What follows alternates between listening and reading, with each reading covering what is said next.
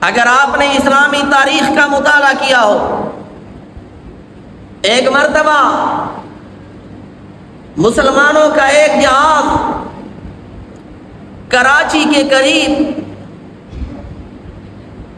راجہ داہر نے لوٹ لیا تھا، جس میں 6 مسلمان لڑکیاں تھیں۔ راجہ داہر کا ایک گورنر پرتاپ رائے تھا، اس نے جہاز پہ قبضہ کر لیا، مسلمانوں کو قیدی بنا لیا۔ ان میں 6 لڑکیاں تھیں، عرب لڑکیاں۔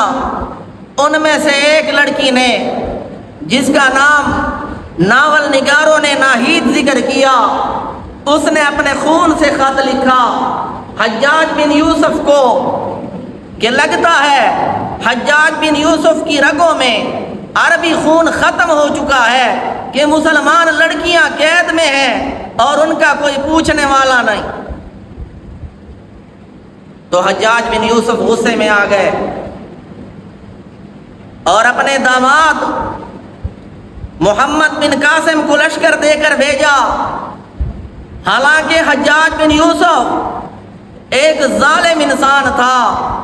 بعض نے یہاں تک لکھا کہ تمام لوگوں کا ظلم ایک پلڑے میں رکھ دیا جائے، حجاج کا ظلم دوسرے پلڑے میں رکھ دیا جائے تو حجاج والا پلڑا جھک جائے، لیکن پھر بھی اس کو غیرت آئی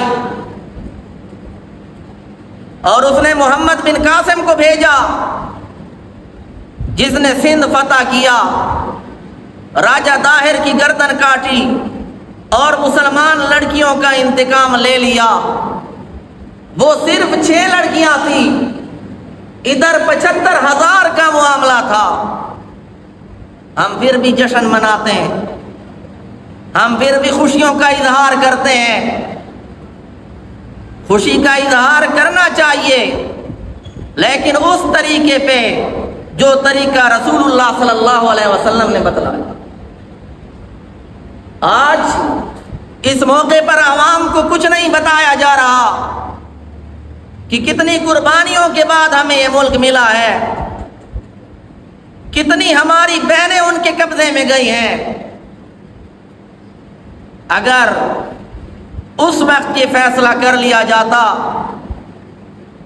کہ ہم اس وقت تک اچھا نہیں کھائیں گے، اچھا نہیں پیئیں گے، اچھا نہیں پہنیں گے، جب تک ان مسلمان بہنوں کا انتقام نہیں لیتے، تو شاید اس وقت مسلمان نوجوان جذبات میں تھے۔